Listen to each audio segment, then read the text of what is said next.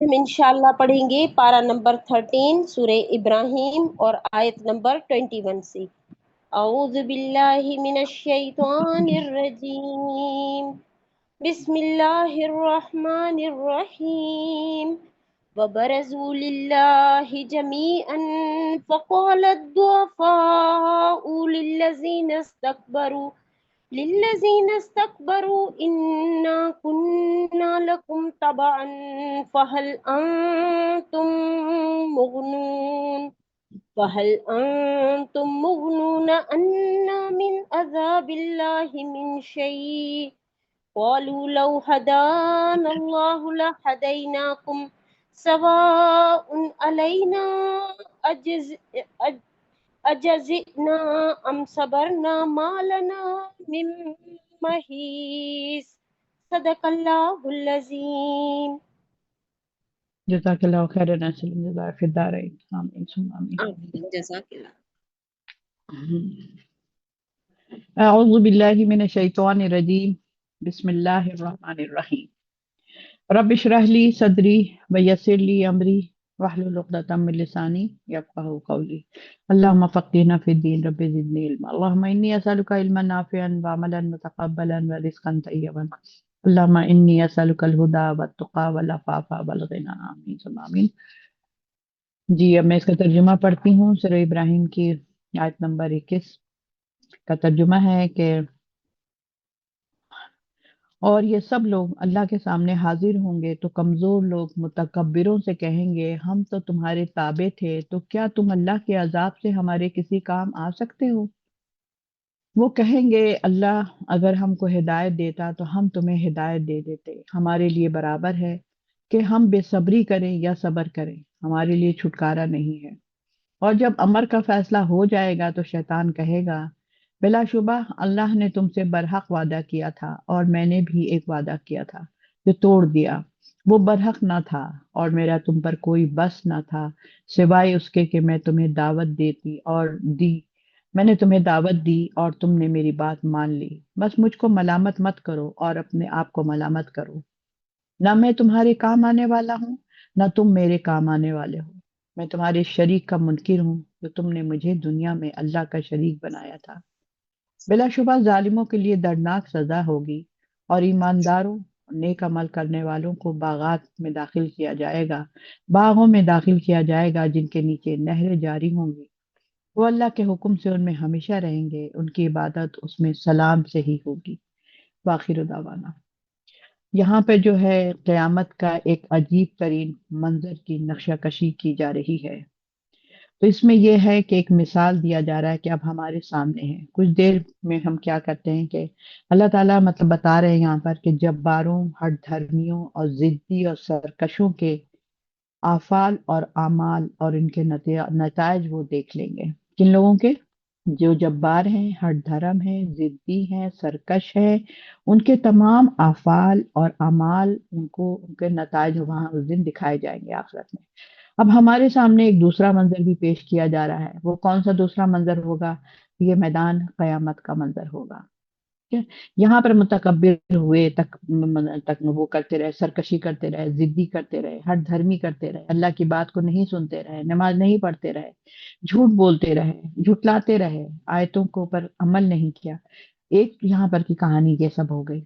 لیکن دوسرا جو منظر آئے گا وہ کون سا ہوگا؟ وہ قیامت کا ہوگا، جب ہم سب وہاں پر اکٹھے ایک ساتھ ہی سارے کے سارے ایک سور پھونکی جائے گی اور سب کے سب جو ہیں پہلے سارے کے سارے لوگ ختم ہو جائیں گے ایک سور پر، سب جو بھی زندہ ہوں گے جتنی بھی جاندار ہر چیز، حتیٰ کہ پہاڑ بھی جو ہیں ریزہ ریزہ ہو جائیں گے اور وہ پرگندہ غبار کی طرح سے اڑتے رہیں گے، اسی طرح ہر چیز ختم ہو جائے گی، اور اللہ رب العالمین کہتے ہیں کہ اس وقت میں اسے لپیٹ لوں گا پوری دنیا کو اپنے ہاتھوں میں اور کہوں گا کہ بتاؤ کہاں ہے وہ ظالم اور جابر اور متکبر اور سرکش اور ہٹ دھرم لوگ، آ جائے میرے سامنے۔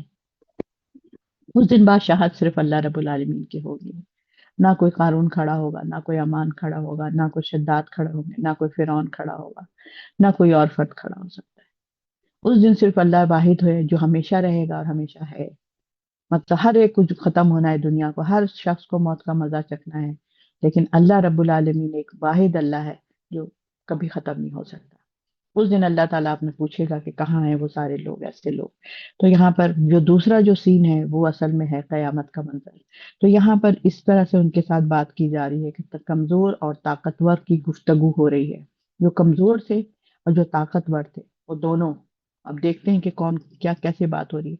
इसमें शैतान जो है ना वो अपने लोगों से मुखातिब होकर कहता है, जो उसके जो लोग थे। अब हम ये आयत पढ़ते हैं तो यहाँ पर हमें पता चल रहा है कि इसमें क्या बात होगी।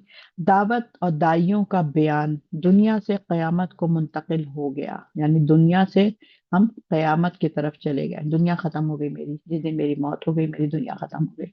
अब हमने कहाँ जाके जिंदा होंगे? जब कयामत आएगी उस दिन हमारी फिर दोबारा रूह हमारी लौटाई जाएगी। तो यहाँ पर क्या काम था? यहाँ पर हमारा काम था दावत देना और दाई पैदा करना। यानी लोगों को दाई हैं, हम सब दाई हैं, जैसे हम खलीफा के हिसाब से दाई बनते हैं। अब तक इस्लामी दावत और इसके दाइयों का बयान जो है दुनिया के मंजर पर आ गया। अब इन आयात के साथ दुनिया से रोज कयामत की तरफ मुंतकिल हो गया। यानी दुनिया की बात अब रहने दें, अब कयामत की बात करते हैं, जिसमें कमजोर और जो शैतान की जो सब ऐसे लोग थे वो सब के सब वहां पर जमा हो जाएंगे। इधर दूसरी तरफ ईमान और नेक अमल वाले भी हाजिर होंगे, यानी वो भी होंगे। हिजबुल्लाह और हिजबुल शैतान दोनों पार्टी के लोग वहां पर मौजूद होंगे। हमें हिजबुल्लाह बनना है, ना कि हम हिजबुल शैतान बने। क्योंकि अगर हमने फिर शैतान की बात सुनी, इब्लीस की बात सुनी, तो फिर अल्लाह ना करे कि हमारा भी हम उसमें ना शामिल हो जाए। तो हम इंशाअल्लाह ताला अल्लाह ताला से हम दुआ करते हैं कि अल्लाह तमाम मोमिनों को, तमाम मुसलमानों को, अल्लाह ताला तमाम नबी सल्लल्लाहु अलैहि वसल्लम की उम्मत को और हिजबुल्लाह में शामिल कर दीजिए। आमीन। तो यहाँ पर क्या है, जो भी हम दुनिया में अपने दिल दिल की बात करते थे, या हाथ पांव से जो हमारा फेल जो हो रहा था, मेरी जुबान से क्या फेल हो रहा था, मेरी आंखों से क्या हो रहा था, मेरे हाथ पांव से क्या हो रहा था, वो सारी चीजें जो है ना वहां पर वो मैदान में सब कुछ जाहिर हो जाएगा। तुमने दुनिया में क्या अपने जाहिरी जो फेल जो तुम्हारे हाथ पांव जो करते थे, आज यहाँ पर सब मुझे पता चल गया और सब कुछ जाहिर हो जाएगा। और उसके बाद मुतकब्बरीन जो है वो क्या करेंगे? आपस में झगड़े में मसरूफ हो जाएंगे। ठीक है। तो यहाँ पर मुतकब्बरीन कहेंगे कि बिलाशुबा हम तो तुम्हारे ही ताबे थे, हम तो तुम्हारे साथ रहते थे दुनिया में। नेक लोगों से कहेंगे, सो क्या तुम हमें अल्लाह के अजाब से कुछ बचा नहीं सकते हो? भाई कोई कहेगा कि मैं तुम्हारी माँ हूँ तुम मुझे बचा लो। कोई कहेगा मैं तुम्हारे वालिद हूँ मुझे बचा लो। कोई बाप बेटा कहेगा बाप से कि आप मेरे वालिद हैं आप मुझे बचा लें। सबसे पहले तो अपने घर से शुरू होगा, उसके बाद हम महल्ले पड़ोस और फिर पूरा माशरा और पूरी दुनिया, पूरे हर जगह से हमारा वास्ता होगा कि तुमने क्या किया। तो वहां पर क्या होगा? इंसान की जो है वो जो है हाना, इंसान जो है अल्लाह के यहाँ बड़ा मुकर्रम था, बहुत ही गौर फिक्र अकीदा और तवज्जो में अपनी शख्सी आज़ादी से वसअत मतलब रखता था, और उन्होंने अपने आप को मुतकब्बिरीन तागूत के मातहत कर दिया था। यानी जब हमारा अकीदा कमजोर हो जाता है, गौर व फिक्र खत्म हो जाती है, अल्लाह से रिश्ता कमजोर पड़ जाता है, कुरान को हम छोड़ देते हैं, तो फिर हम कहाँ चले जाते हैं? मुतकब्बिरीन और तागूतों के मातहत हो जाते हैं। हम फिर तागूत की नजर हो जाते हैं, दज्जाल की नजर हो जाते हैं। वो जैसे जैसे हमें बोलता हम वैसे वैसे करते चले जाते हैं, क्योंकि हमें शऊर ही नहीं कि क्या सही और क्या गलत है। तो ये चीजें हैं। वो अल्लाह को छोड़कर उसके बंदों पर मती हो जाते हैं और अल्लाह की अताअत पर गैर अल्लाह की अताअत को तरजीह देना शुरू कर देते हैं, गैर अल्लाह की। ये आपका कोई मतलब जो इला अल्लाह ने कहा है उसको आप नहीं सुनते हैं, और पता नहीं कहाँ कहाँ से अपनी तरफ से गड़गड़ कर बात ले आते हैं कि ये भी नेकी है तो ये भी नेकी है तो ये भी नेकी है। क्या फर्क पड़ता है अगर हम इतना ये कर ले? तो क्या फर्क पड़ता है अगर हम कुरान खानी में कुरान पढ़ लिया, सबको बिठा करके कुरान पढ़वा दिया, दाने रखवा दिए, या हम उल्टे सीधी हरकतें करके हम समझ रहे हैं हम नेकी का तो काम कर रहे हैं। तो लेकिन वो क्या चीजें होती हैं, ये सब यहाँ पर हमें सोचना पड़ेगा कि हमारे लिए अल्लाह ने क्या कहा है, अल्लाह के नबी ने करके दिखाया है, वो हमारे लिए बेहतरीन नमूना है। नमूने को तो पहले ढूंढे ना, आपका आइडियल कौन है? हमारे आइडियल नबी है सल्लल्लाहु अलैहि वसल्लम। तो हमें उनको देखें, हर चीज में उनको देखें। अगर आपका कोई भी कह रहा हो, तलतबाजी भी कुछ कह रही है, तो आप बोले कि नहीं मैं पहले देख लूंगा अल्लाह के रसूल ऐसे मौके पर क्या करते थे। कोई जरूरी तो नहीं, हम लोग तो इंसानों की जमात है ना, कोई हमारा रसूलों की जमात तो नहीं है, फरिश्तों की जमात तो नहीं है कि हमसे कोई गलती ही नहीं हो सकती है। तो यहाँ पर हमें हमारा आइडियल जो है कौन है? नबी सल्लल्लाहु अलैहि वसल्लम। हमें हर बात नबी सल्लल्लाहु अलैहि वसल्लम से पूछेंगे। कैसे पूछेंगे? हम उनकी हदीस की किताबें पढ़ेंगे, हदीस पढ़ेंगे, ज्यादा से ज्यादा मुताला करेंगे, और सीरत का ज्यादा से ज्यादा मुताला करेंगे। جس طرح ہمارے لیے کھانے میں ذائقہ چینج کر کر کے ہم کھانا کھاتے ہیں، اسی طرح ہم ایک کتاب کے بعد دوسری کتاب، دوسری کتاب کے بعد تیسری کتاب، پوری زندگی آپ کوئی نہ کوئی کتاب سیرت کی اور حدیث کی اور ساتھ ساتھ قرآن کی تفسیر کی پڑھتے رہیں، اور اس کے ساتھ ساتھ کوئی نہ کوئی لٹریچر، انشاءاللہ تعالیٰ۔ اللہ تعالیٰ کسی کو بھی جو ہے وہ نہیں بناتا ہے، سب لوگ کو اپنی حمایت کی طرف بلاتا ہے تاکہ اللہ تعالیٰ کی جو ہے حمایت میں آ کر آپ وہ معزز بن جائے۔ اللہ تعالیٰ اپنی طرف دعوت دیتا ہے، ہم آپ کو کیوں بلاتے ہیں یہاں پر قرآن پڑھنے کے لیے؟ میں بھی تو دعوت دیتی ہوں، میں ایک ایک فرد کو بتاتی ہوں، آپ لوگ بھی بتاتے ہیں، ایک ایک فرد کو بتاتے ہیں، تو آپ لوگ بھی وہی کام کر رہے ہیں جو اللہ نے ہمارے ساتھ کر رہے ہیں۔ اللہ بھی ہمیں بلاتا ہے اپنی طرف، اور اس کے بعد عزت صرف اللہ کے پاس ہے، اور وہ نہیں چاہتا کہ کوئی انسان اللہ کی بخشی ہوئی عزت، آزادی اور کرامت انسانی سے نیچے اترنے پر راضی ہو جائے۔ اللہ کو یہ پسند نہیں ہے کہ میرے بندے کو جو ہے نا عزت نہ ملے اور ان کو کرامت نہ ملے اور وہ اللہ کی طرف نہ آئے۔ اللہ کو یہ بات پسند نہیں، کیونکہ ہم سب اللہ کے بندے ہیں، اللہ نے ہمیں پیدا کیا ہے۔ اللہ نہیں چاہتا کہ ہمارے اندر کوئی برائی ہو، کہ اللہ چاہتا ہے کہ تمہارے اندر اچھائی ہی اچھائی ہو، کیونکہ تم اسلام پر چلنے والے ہو، تم نبی صلی اللہ علیہ وسلم کی امت ہو، تو تم تو بہت ہی بہترین امت ہونے چاہیے پھر۔ تو ہمیں اصل میں پیاری بہنوں یہی ہے کہ ہم نے یہ سب چیزیں چھوڑ دی ہے، تو جس کی وجہ سے ہم بھٹک رہے ہیں، کبھی ہم ادھر ٹپک ٹول، کبھی ادھر کبھی ادھر، اندھیرے میں ہم پھر رہے ہوتے ہیں اور اپنا راستہ ڈھونڈتے ہیں کہ سکون کیوں نہیں ملتا ہے۔ سکون تو آپ کو پتہ ہے نماز اور قرآن سے ہی سکون ملتا ہے انسان کو۔ یہی عزت جو ہے اس کا امتیاز ہے اللہ کی، اور اس کی تکریم کا معیار اور مرکز ہے۔ اللہ چاہتا ہے تمہیں عزت دوں، میں مسلمانوں کو عزت دوں، پوری امت مسلمہ کو عزت ملے، لیکن آج ہم سب نے اپنا حال کیا کر دیا ہے۔ عزت بات تو وہ بن گئے ہیں، اور ہم لوگ ایسا لگتا ہے ذلیل لوگ، ہم لوگ جھوٹ بولتے ہیں، ہم ناپ تول میں کمی کرتے ہیں، ہم زنا کرتے ہیں، ہم جو ہیں جی مردوں کے ساتھ مرد قوم لوط والا کام کرتے ہیں۔ کون سا کام ہے جو ہم لوگ غلط سلط نہیں کرتے ہیں؟ شراب، اچھے اچھے مسلمانوں کے گھروں میں شراب پی جاتی ہے نا۔ اللہ تعالیٰ یہ چاہتا ہے کہ کوئی انسان ناپسندیدگی کے باوجود بھی اپنی مقام یعنی عزت اور تکریم سے نیچے اتر جائے۔ اللہ نہیں چاہتا ہے تم کو میں ذلیل کروں یا تم اپنی عزت کو اپنے خود ہی سے کھو دو اپنے ہاتھوں سے۔ مادی قوت خواہ کتنی ہی زیادہ ہوں اور کسی کی بھی ہوں، اس بات کی مالک نہیں ہے کہ وہ ایسے انسان کو غلام بنا لے جو آزاد رہنا چاہتے ہیں اور اپنی انسانی عزت کو محفوظ رکھنا چاہتا ہے اللہ تعالیٰ۔ مادی قوت جو ہوتی ہے، مادی کا مطلب ہے ختم ہو جانے والی، ضائع ہو جانے والی، بیکار چیزیں ہیں۔ جیسے اب ہم میچ دیکھتے ہیں بہت شوق سے، سارا دن ہم ٹی وی کھول کے زور زور سے میچ چل رہا ہوتا ہے، اور سارے گھر والے جو ہے نا پاگل دیوانے ہوتے ہیں کہ بس ہندوستان نہ جیتے، پاکستان جیت جائے۔ ٹھیک ہے، کس طریقے سے ہم اپنے وقت کو ضائع کرتے ہیں، کس قدر ہم کھیل، یہ کیا ہے؟ مادی، ختم ہو جانے والی چیز، اس کا کوئی حاصل نہیں ملے گا آخرت میں آپ کو۔ آج کے دن آپ کا بہت زبردست لکھا گیا کہ آج آپ نے سارا دن میچ دیکھا، تو ان کو 100 میں 100 نیکی دے دو، یہ کوئی ایسی بات نہیں، بیکار باتیں ہیں یہ سب۔ تو مادی قوت کیا ہے؟ زیادہ سے زیادہ جسم کی مالک ہو سکتی ہے، اور اس کو عذاب اور اذیت پہنچانا، اسے باندھ کے رکھیں اور اسے قید کریں۔ ٹھیک ہے، یہ مادی قوت سے ہم اپنے کیا کرتے ہیں؟ ہم اپنے جسم کو عذاب کے لیے، اذیت کے لیے اس کو ہم چھوڑ دیتے ہیں۔ اس جسم کو مجھے اذیت ملی، آج یہاں پر ذرا انگلی آ جائے دروازوں کے اندر، گاڑی کے دروازے میں ہاتھ آ جائے، انگلی آ جائے، کیسی چیخ نکلتی، کیسی چیخ نکلتی، تو تم کو اس وقت کیسی کیسی چیخیں نکلیں گی جب آگ میں پھینکا جائے گا تو یہاں پر ہمیں مادی قوت پر ہمیں بھروسہ نہیں کرنا چاہیے، وہ ہمارے کسی کام نہیں آئے گا۔ عذاب اور اذیت پہنچانے سے باندھ کر رکھیے اور اس کو قید کر کے رکھیے۔ مادی چیزوں کو، جس چیز سے کوئی حاصل نہ ہو، لغویات، فالتو کام، ہر وقت ٹی وی کے آگے بیٹھے رہنا، خالی کھانوں کے اوپر سارا وقت ضائع کرنا، یہ بیکنگ کر رہے ہیں، وہ کیک بنا رہے ہیں، یہ لزانیہ بنا رہے ہیں، یہ پاستا بنا رہے ہیں، یہ فلانا کر رہے ہیں، اتنا ٹائم ویسٹ کر رہے ہیں۔ تو یہ سب چیزیں کیا ہیں؟ ان کو سوچیے، آپ اپنے وقت کو ضائع نہ کیجیے۔ جہاں تک روح اور عقل اور ضمیر اور قلب کا تعلق ہے، اس کو نہ کوئی قید کر سکتا ہے اور نہ دلیل بنا سکتا ہے۔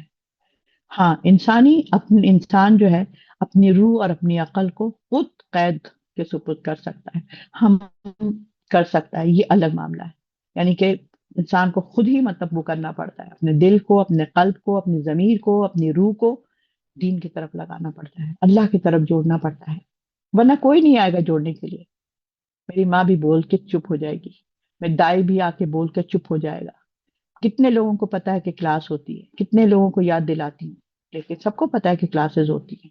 کوئی لوگ تو سن لیتے ہیں کہیں نہ کہیں سے کسی اور کا بھی, لیکن کچھ لوگ تو سنتے ہی نہیں. ٹھیک ہے, تو یہاں پر ہمیں یہ بات کو ہمارے اپنے اندر ہے کہ میں مادی چیز کو پسند کرتی ہوں یا میں اپنی عقل سے اور اللہ کی طرف آتی ہوں کہ میرا اپنا بھلائی ہے, اس میں فائدہ ہے, میری روح کو میرے جسم کو وہاں جا کے آخرت میں آسانی ملے گی. میں یہاں پر دروازہ بند کریں اور کوئی گاڑی میں جان بوجھ کے ہم نے دروازے پہ ہاتھ رکھا ہوا اور کسی نے زور سے دروازہ بند کر دیا, سمجھیے کہ ہم نے جان بوجھ کے ہم آگ میں گرنے کی کوشش کر رہے ہیں, ہمیں پتا ہے کہ اس کا کتنے نقصانات ہیں, پھر بھی ہم بکا. تو یہ باتوں سے ہمیں بچنا ہوگا. وہ کون انسان ہو سکتا ہے جو ان کمزوروں کو متکبر کا نشانہ بنائے, عقیدے میں ان کے تابع کر دیتا ہے, عقیدہ, غور و فکر, سلوک و عمل میں ان جیسا بنا دیتا ہے. تو یہ ساری چیزیں جو ہمیں دیکھنا کہ باغی ہم نہ بنے. وہ کون ہے جو کثرت سے قلت کے تابع کر دیتا ہے؟ وہ کیا چیز ہے جو انہیں ذلیل کر سکتی ہے؟ ضعیف روحانی ضعیف, یعنی ضعیف کا مطلب بڑھاپا, معذور, ختم, بیماری. یہ روح کی بیماری ہوتی ہے. روحانی قوت ہمیں نہیں ملتی ہے, روحانی قوت ہمیں صرف اللہ سے ملتی ہے, قرآن سے ملتی ہے, اللہ کی طرف آنے سے ملتی ہے, ذکر و اذکار سے ملتی ہے. ورنہ پھر ہماری روح جو ہے نا ضعیف ہو جاتی ہے, پرانی ہو جاتی ہے, بوسیدہ ہو جاتی ہے, زنگ لگ جاتی ہے, اور اس میں کوئی اس کو فائدہ نہیں ہوتا اس کے اندر. تو یہاں پر اللہ تعالیٰ جو عزت جو کرامت بخشی ہے, اس کے نیچے گر جانے کی داخلی کمزوری کیا ہے؟ القلبی موت ہے. طاغوتوں کے لیے ممکن نہیں ہے کہ جو ہے رغبت اور خواہشات کے بغیر غلام بنا لے. جب تک کہ ہماری خود رغبت نہیں ہوگی طاغوت کی طرف, وہ اس کی کسی کی مجال نہیں ہے کہ کوئی ہمیں طاغوت کے ساتھ جوڑ دے.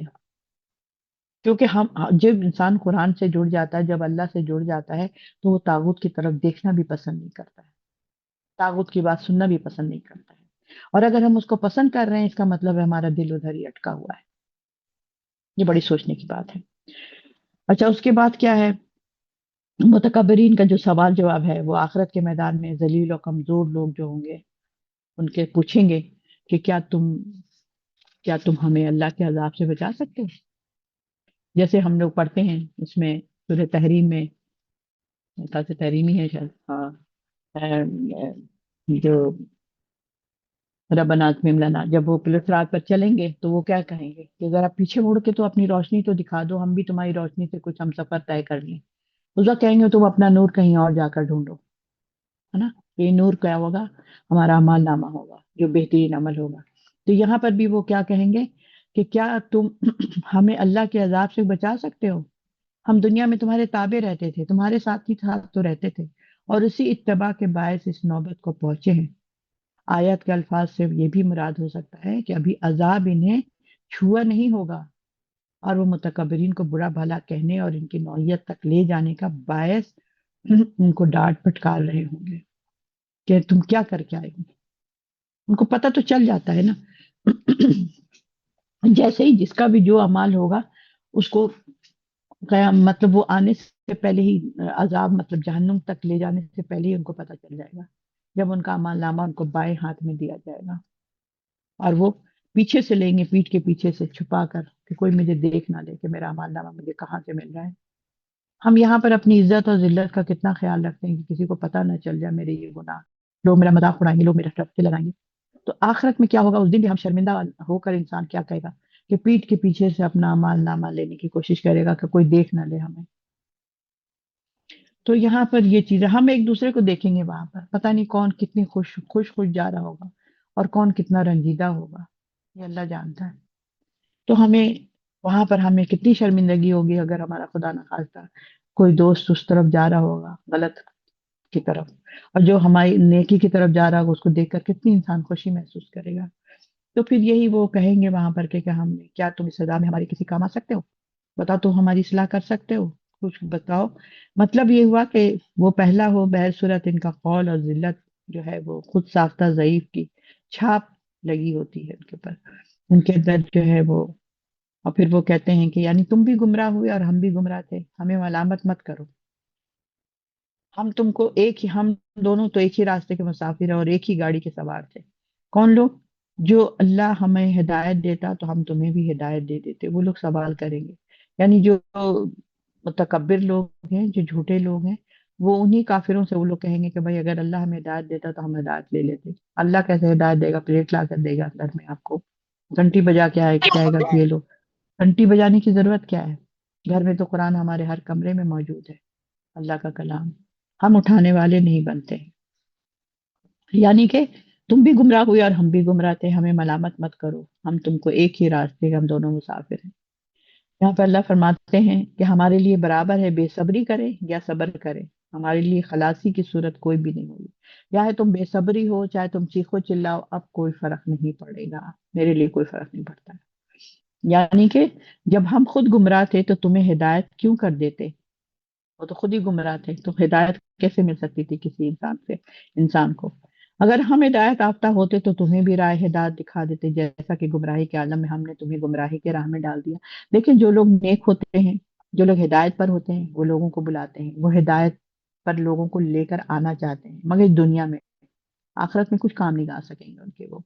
لیکن اس دنیا میں چاہتے ہیں کہ میرے بچے بھی اسی راستے پر آ جائیں، میرے شوہر بھی اس راستے پر آ جائے، میرے پڑوسی بھی آ جائے، میرے بھائی بہن بھی آ جائے، میرے رشتے دار بھی آ جائیں، سب ہدایت کے راستے پر آ جائیں، سب قرآن کے ساتھ جڑ جائیں.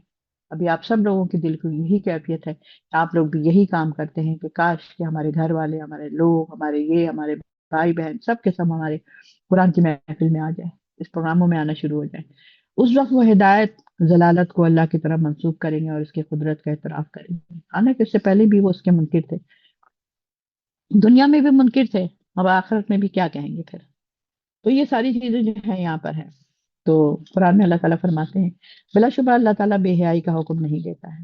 اب کیا کرتے ہیں؟ بے حیائی کرتے ہیں. بے حیائی نہیں کرتے ہیں مسلمان، بے حیائی نہیں کرتے. بے حیائی.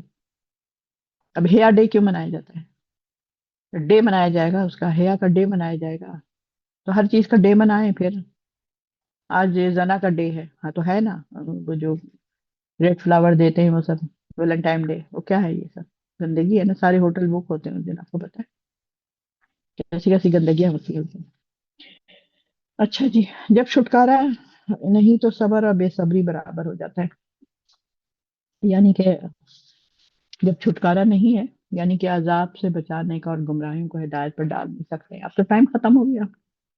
اس وقت کون ہوگا؟ دنیا میں تو ہم ایمان لائے تھے، لیکن ہمارا عمل کیسا تھا؟ مکذبین کی طرح تھا، جھٹلانے والوں کی طرح تھا. ہم اس آیت کو جھٹلاتے تھے، اس کی بات نہیں مانتے تھے، اس آیت کو عمل نہیں کرتے تھے اس پر. جیسے ایک چھوٹی سی آیت ہے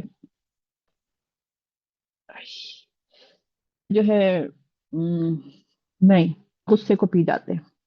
ٹھیک ہے، اب یہ ایک اللہ کی آیت ہے نا یہ، لیکن ہمیں کہاں یاد رہتی ہے؟ یاد رہتی ہے کیونکہ ہم قرآن بہت کم پڑھتے ہیں.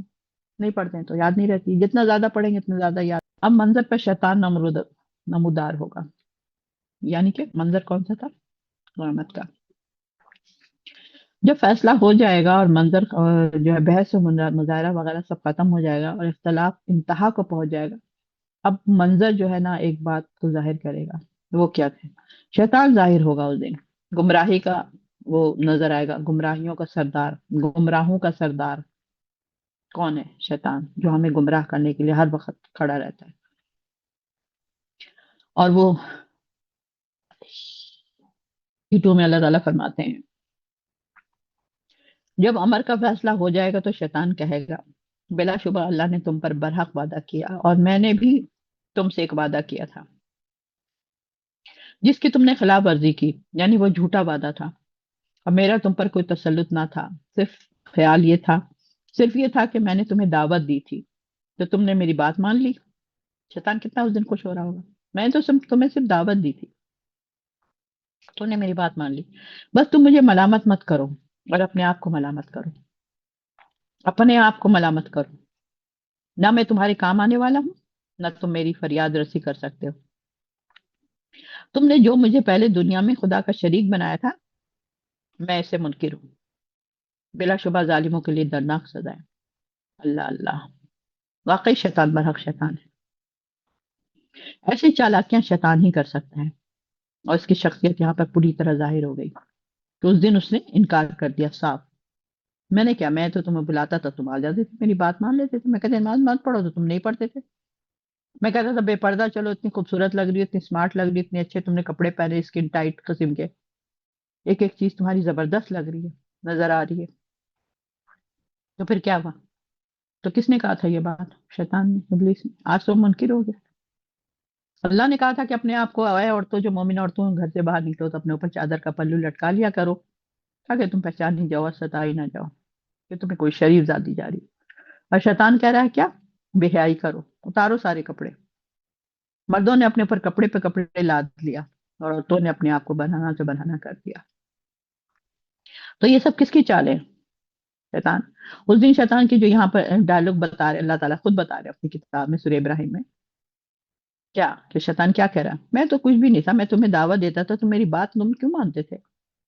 تب مجھے ملامت مت کرو، اپنے آپ کو ملامت کرو، اپنے آپ سے پوچھو کہ تم کیا کر رہے تھے۔